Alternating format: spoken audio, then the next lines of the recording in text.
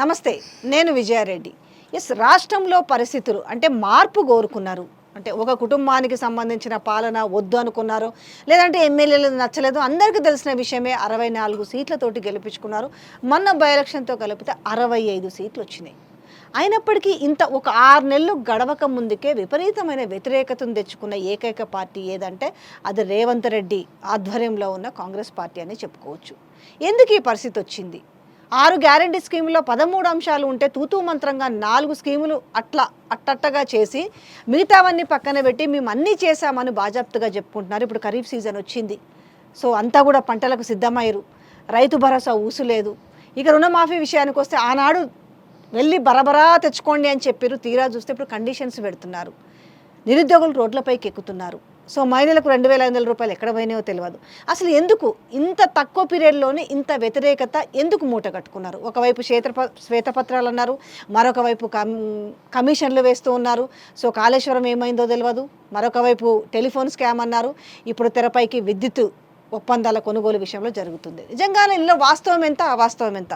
So మనతో ఉన్నారు senior advocate Sarath Kumar గారు ఉన్నారు. సార్ నమస్తే. సార్ నమస్కారం అమ్మా. సార్ ఏంటి సార్ నిజంగా అంటే ఒకటే సార్, ఎవరు మోట అయినా కూడా ప్రజలకు ఒక నిజాలు చెప్పాలి, ప్రజలకు ఉన్న సమస్యలు ఏంది అనేది.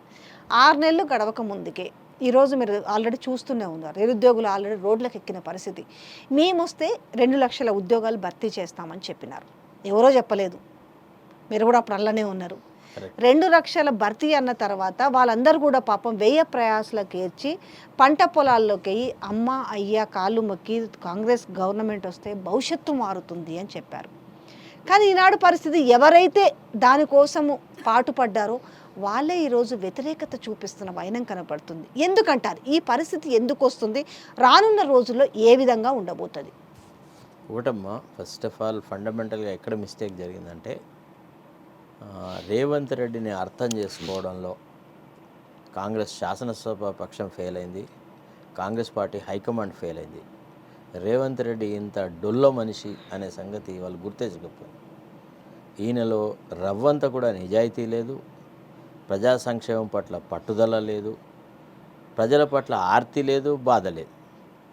ఏదైనా లొట్ట మీద కాకిలాగా కావు కావు అంటాడే తప్ప ఎక్కడ కూడా చిత్తశుద్ధితో ఒక్క పని కూడా చేసిన సందర్భం లేదమ్మా. నాడు ఎలక్షన్ మేనిఫెస్టో రిలీజ్ చేసేటప్పుడు, అభయహస్తాన్ని రిలీజ్ చేసేటప్పుడు మల్లికార్జున ఖర్గే గారు మిగతా వాళ్ళందరూ ఎంత గొప్పగా ప్రజలకు వాగ్దానం చేసినారు. ఇది ప్రతి పదం ప్రతి వాక్యం తూచా తప్పకుండా అమలు చేస్తామని అన్నారు. కానీ ఈయన పదవికాంక్షతోని ఈయన ఏదో రకంగా ప్రయత్నాలు చేసేసి ముఖ్యమంత్రి స్థానంలో కూర్చున్నాడు తప్ప, అంటే కాంగ్రెస్ లాంటి ఒక గొప్ప పార్టీ ముఖ్యమంత్రి ఈ రకంగా ప్రవర్తిస్తారని ఎవరు ఊహించలేదు. ఆయన వచ్చినప్పటి నుంచి కార్యక్రమాల అమలును ఏదో రకంగా తాత్సారం చేసి వెనుకకు పారేయడం మీదనే శ్రద్ధ వహిస్తున్నాడు తప్ప ఈ మేనిఫెస్టో ఐటమ్స్ని అమలు పరచాలన్న చిత్తశుద్ధి చూపట్టట్లేదు. అది కారణం. అదే ఎందుకు అంటారు చిత్తశుద్ధి అంటే? మొన్నటిదాకా కొంత ఇన్సెక్యూరి ఫీలింగ్తో ఉండేది. పార్లమెంట్ ఎలక్షన్స్ ముందు 10 నుంచి 14 అన్నారు. సరే 10 నుంచి 14 పోయి 64 సీట్లు ఉన్న నేపథ్యంలో 64 ప్లస్ అప్పుడు ఒకటి 65 సిపిఐతో కలిపితే 8 సీట్లకే పరిమితమైన నేపథ్యం కనిపించింది. రెండోది ఆయన సొంత ఇలాకా, ఆయన సిట్టింగ్ స్థానం కావచ్చు, లేదంటే ఆయన పుట్టిన గడ్డ కావచ్చు, ఆ 2 కూడా లాస్ అవ్వడము. సో ఎందుకు ఈ పరిణామాలు ఎందుకు జరుగుతున్నాయి అంటే రేవంత్ రెడ్డి కూడా రాష్ట్రం బాగుపడాలని కూడా, రాష్ట్రానికి మంచిగా చేయాలన్న విజనరీ ఉందని ఒకవైపు చెప్తున్నాడు, మరొక వైపు ఎందుకు ఇంప్లిమెంటేషన్ జరుగుతలేదు? ఒకటమ్మా, ఒక ఉన్నతమైన స్థానంలో కూడా ఒక నీతి బాహ్యమైన రాజకీయాలు చేసేటువంటి వ్యక్తి ఎప్పుడైతే ఆక్యుపై చేస్తాడో ఇదే జరుగుతుంది. ఆయనలో రవ్వంతా కూడా కమిట్మెంట్ లేదు. Basically what I find lacking in him is commitment to do something good for the people. ప్రజలకి సేవ చేసేసి ప్రజల మన్నలను పొంది ప్రజల హృదయాలను గెలుచుకోవాలన్న ఆ ఆర్తి, ఆ ఆప్యాయత, ఆ ప్రేమ, ఆ అనురాగం లేదు.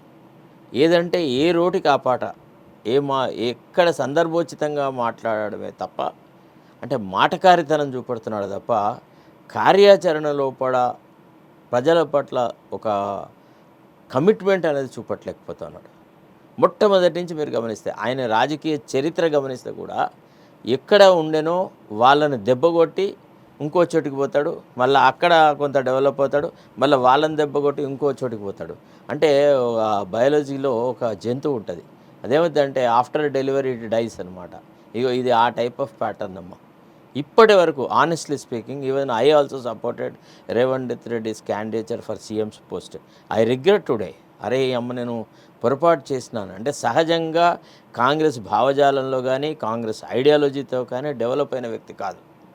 అసలు అతను ఎంతసేపు కాంగ్రెస్ను తిడుతూ వచ్చినాడు.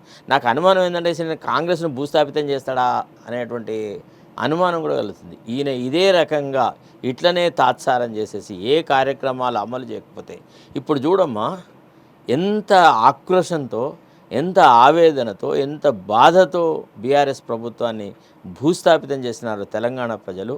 మళ్ళీ పునరాలోచనలో పడ్డారు తెలుసా. అసలు కేసీఆర్ టైంలోనే బాగుండే, రైతు బంధు టైంకి వచ్చేది, అన్ని కార్యక్రమాలు సక్రమంగా జరిగేది, కరెంటు కోతలు ఉండకపోయేది అనేటువంటి ఆలోచనలోకి ప్రజల్ని ఈయనే నెట్టుతున్నాడు.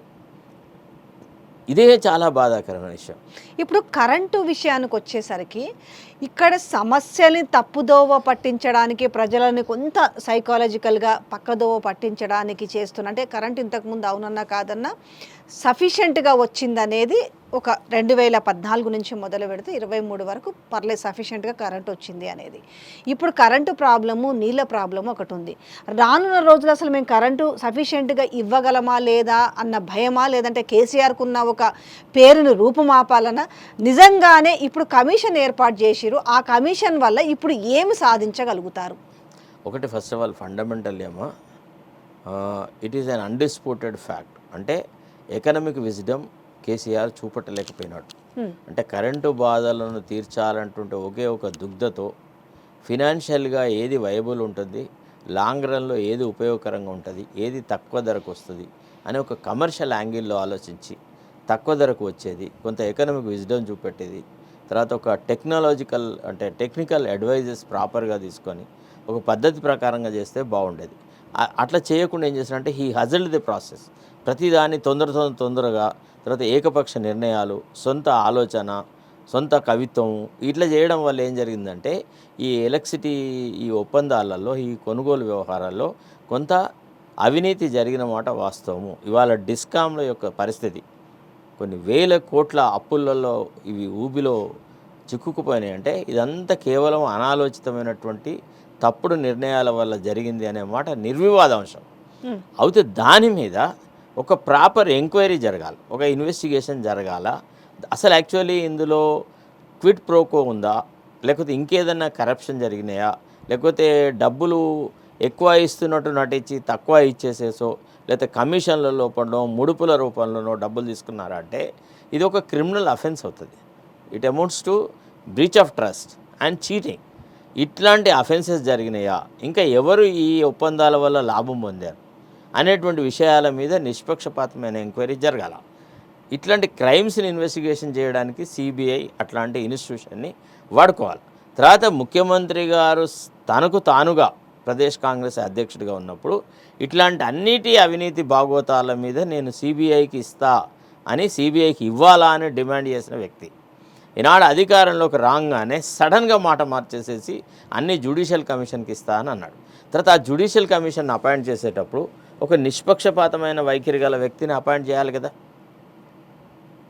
అట్లా చేయకుండా కేవలం కిషన్ రెడ్డి గారి యొక్క సలహా మేరకు ఒక ఆర్ఎస్ఎస్ భావజాలం గల వ్యక్తి, ఆర్ఎస్ఎస్తో సింపథైజరు, బీజేపీకి చాలా రకాలుగా సహాయకారిగా ఉన్నటువంటి వ్యక్తిని అపాయింట్ చేసినాడు. ఆయన మొదటి నుంచి కూడా వివాదాస్పదుడే. నరసింహారెడ్డి గారి యొక్క ప్రవర్తన ఇప్పుడే కాదు, ఈవెన్ యాజ్ ఎ జడ్జిగా ఉన్నప్పుడు కానీ, ఆయన సెంట్రల్ గవర్నమెంట్ స్టాండింగ్ కౌన్సిల్గా ఉండేటువంటి అప్పుడు కానీ రకరకాల అంశాలలో ఆయన కొద్దిగా వివాదాస్పదమైన వ్యక్తి. ఆయన అది టైప్ ఆఫ్ ఒక ప్యాటర్న్ ఆఫ్ బిహేవియర్లో ఉంటాడు. తర్వాత రెండోది ఏంటంటే, ఎప్పుడైతే నువ్వు నిజ నిర్ధారణకి మిమ్మల్ని అపాయింట్ చేసినారో, మీరు నిజ నిర్ధారణ జరగకుండా, అన్ని కాయిదాలు చూడకుండా, అందరు వ్యక్తులతో మాట్లాడకుండా, నీ అనుమానాలు నాకున్నాయి, ఈ రకంగా జరిగింది అని మాట్లాడడం అని అంటే దాని అర్థం he has been assigned the task of fixing KCR somehow or the other అనే యాంగిల్లోనే వచ్చింది. సో అట్లా నోటి దురుసుతనము, అనవసరంగా నోటి దురద ప్రదర్శించడం వల్ల ఇంకా ఈ వివాదం చాలా జటిలమైపోయింది అనమాట. ఏంటి ఇది ఫర్దర్గా ఎట్లా ముందుకు పోయే అవకాశం ఉందంటే ఇక్కడ ఒకటి కేసీఆర్ భయపడుతున్నాడు, కేసీఆర్ హాజరు అవ్వలే, విచారణ జరగకుండానే అంశాలు బయటకు వచ్చినాయి.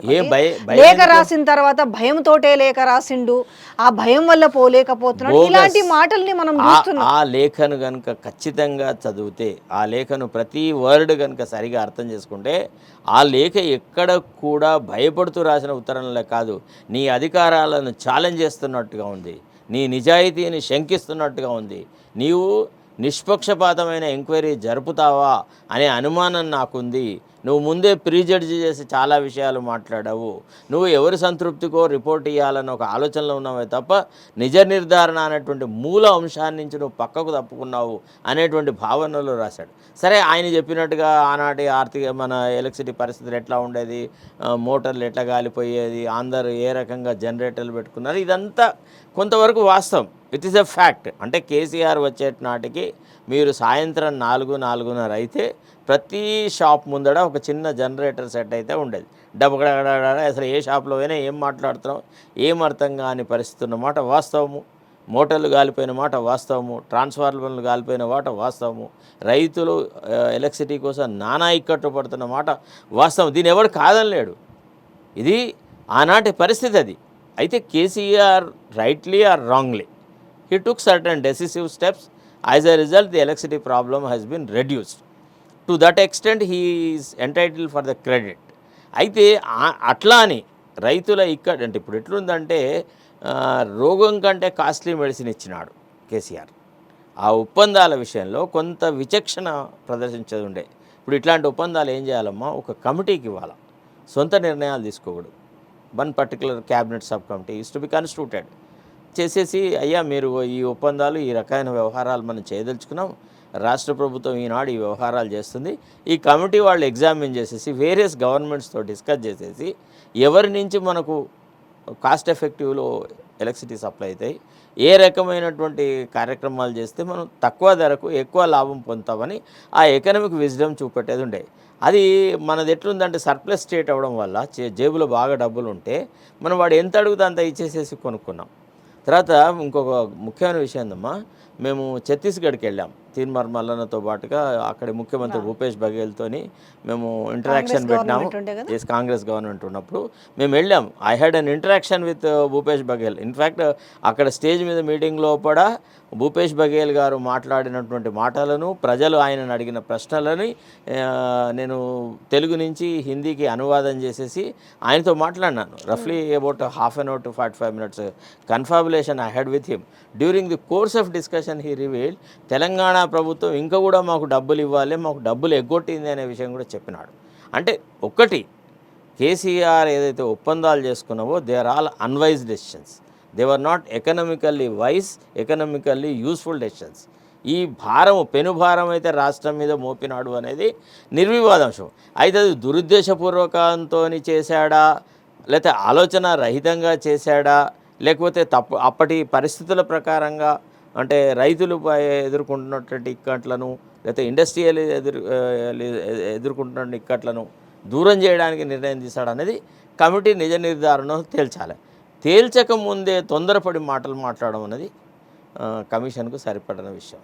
అంటే ఎట్లా ఉంటుంది ఫర్దర్గా, ఇది ఏ రకంగా తేలే అవకాశం ఉంటుంది? ఏ రకంగా అంటే నోరు తెరిస్తే అంటే అట్లని కాదు, జనరల్గా ఇప్పుడు కోమటిరెడ్డి వెంకటరెడ్డి కావచ్చు, లేకపోతే ఇంకొకరు కావచ్చు, ఈరోజు దాని మీద మాట్లాడుతూ ఇక ఖచ్చితంగా ఇటు టెలిఫోన్ కేసు కావచ్చు, స్కామ్ గురించి కావచ్చు, అదే ట్యాపింగ్ కావచ్చు, లేదంటే ఇప్పుడు ఇది కావచ్చు, లేదంటే కాళేశ్వరం కావచ్చు, మనకి కంక్లూజన్లు ఎక్కడ కనపడుతుందంటే అంటే జైలుకు వెళ్తారు అంటుంది.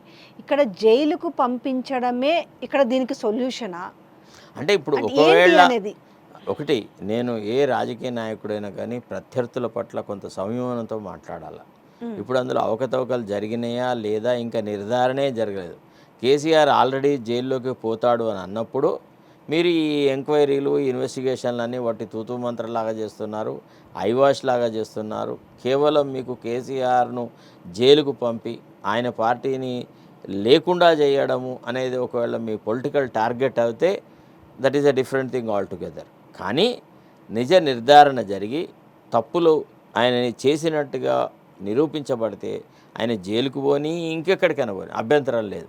కానీ ఇప్పుడే ఆయన ఖచ్చితంగా జైలుకు పోతాడు, ఖచ్చితంగా జైలుకు పోతాడు అనేటువంటి మాట ఇది కేసీఆర్ను చూసి భయపడి మాట్లాడుతున్న మాటలాగా ఉంది.